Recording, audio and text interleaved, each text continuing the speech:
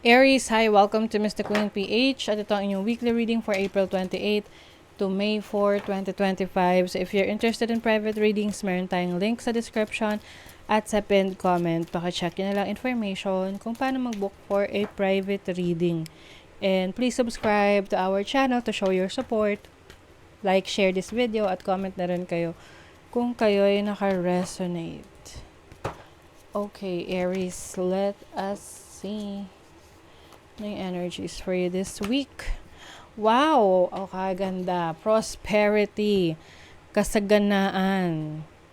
Prosperous. So, this is about growth, no? Maunlad. Pagmumultiply. So, maaring kung may negosyo ka, mas dumadami ang sales mo ngayon. Ngayong week na to, mas may increase ng income. Oo. Ano man yung pinagkakakitaan mo. Oo. So, this can be a business, pwedeng sa trabaho mo. Maaring meron kang extra income na papasok sa trabaho. May extrang bonus. Extra na bonus pa, no? Sa trabaho. We also have energy. O dahil dyan, syempre, sino ba naman ang hindi gaganahan pag nakikita mo na mas umuunlad yung sitwasyon mo sa buhay. So, you have more energy to use, no, para magamit mo sa mga makabuluhang bagay.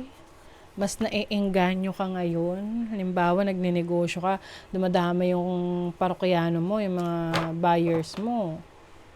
So mas gaganahan ka ngayon. Also have letting go. So some of you are letting go of a person, situation sa buhay mo, or unhealthy habits na alam mong hindi nakakatulong or makakatulong sa iyo moving forward. Yung iba naman, itong ilo-let go nyo yung pain from the past. You are moving on. Ready ka na mag-move on from your past. So, iniiwan mo na yung anything na hindi naging successful for you. But, alam mo sa sarili mo na marami pang pwedeng mangyari. Marami pang pwedeng dumating. Ayan o. Talagang prosperity, Aries. Wow talaga. I think Venus is going to enter Aries, no? So, Venus is the planet of love, money, luxury. So, I think ito yung time na marami ka ring, kumbaga maraming pasok ng pera, marami ring pagkakataon para makabili ka ng mga bagay na kailangan mo or maging komportable yung situation mo. Living condition mo. Wow. Transformation. Major change. Alam niyo, iba sa inyo, Aries, you are about to change your life. Kaya lang may mga times na parang hindi ka nagte-take action about this change. Kasi syempre, andyan na yung opportunity. Pero syempre, ikaw yung mag-take ng action. Oo. So, nagkakaroon ka rin ng pagbabago ng perspective mo about life.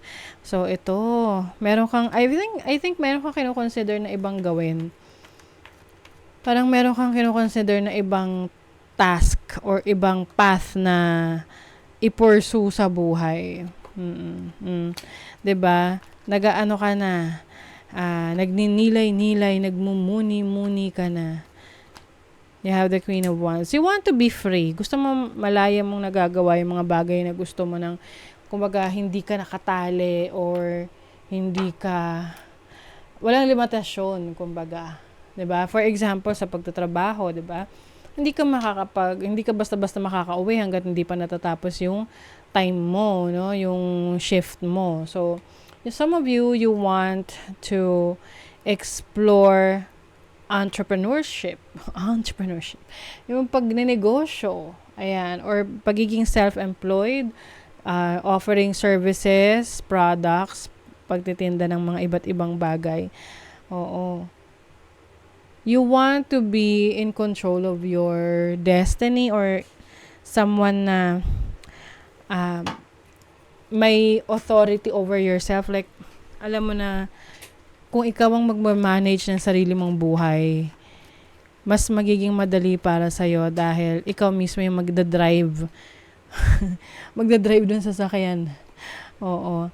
Ayan oh, you are discovering new things. Some of you, Aries, parang ikino-consider nyo rin na manirahan sa ibang bansa or mag-abroad. OFW. Wow.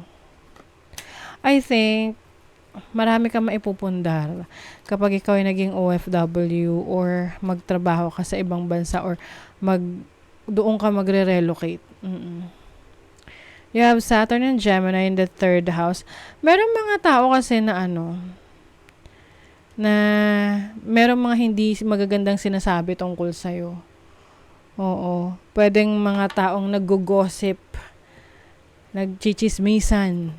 Lalo na't marami kang yung parang busy-busy ka, marami kang ginagawa, tapos iniisip nila, ano yung pinagkakaabalahan mo? Parang they are minding your business. Ano kayang ginagawa ni Aries? Bakit ganyan? Bakit ang ganda ng buhay niya? Bakit lumalago yung kanyang pamumuhay ngayon? Ba't nakabili siya ng kotse? Bakit maganda yung bahay niya? Ganon. So, sa money, career, finances, meron kang a very, very good idea. Oo, na maari mong susubukan. Some of you will also pursue your talents, your passion.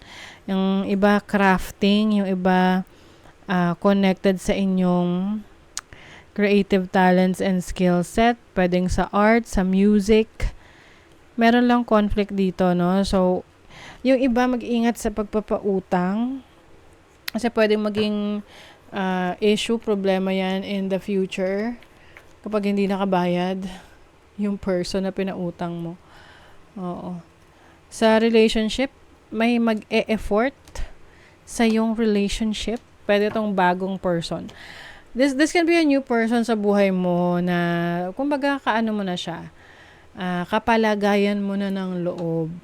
May potential itong relationship na to. Kaya lang yung iba sa inyo natatakot kayo. Natatakot kayong masaktan. Kaya parang some of you are pushing this person away na wag na, iiwasan ko siya, ganyan. Pero I think this person ay siya desidido. Talagang gusto niya na kayo ay mas maging malapit sa isa't isa. So gagawa siya talaga ng paraan. Kahit umiwas ka pa, kahit magtago ka pa. Okay, monkey inner child. Don't take life too seriously. Yes, go out and have fun, Aries. I-enjoy mo ang moment. Kasi kapag masaya ang isang tao, ang dami niyang mga ideas, no, na gustong gawin. Parang mas nagiging determinado siya sa buhay, nagiging motivated siya, excited siya. So, that's what I'm seeing for you. Kung parang feeling down ka, maghanap ka ng mga bagay na pwede mong gawin or ma-experience na alam mong mag-e-enjoy ka. It's time to have fun. At magbabago yung yung mindset mo pag ganun. Meron kang mga ginawang pagsasaya or anything that you will experience having fun or letting out or healing your inner child. Ayan.